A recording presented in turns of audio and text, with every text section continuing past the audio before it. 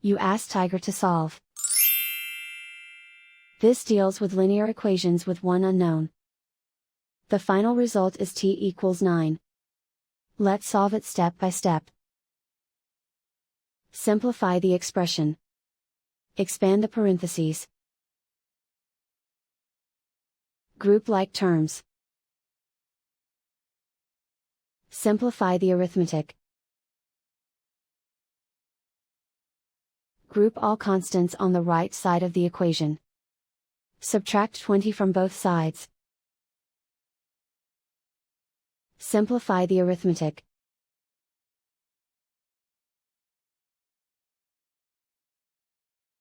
Isolate the t. Divide both sides by -5.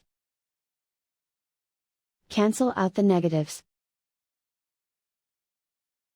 Simplify the fraction. Cancel out the negatives.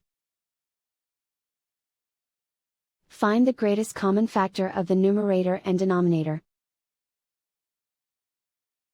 Factor out and cancel the greatest common factor. And so the final result is t equals 9.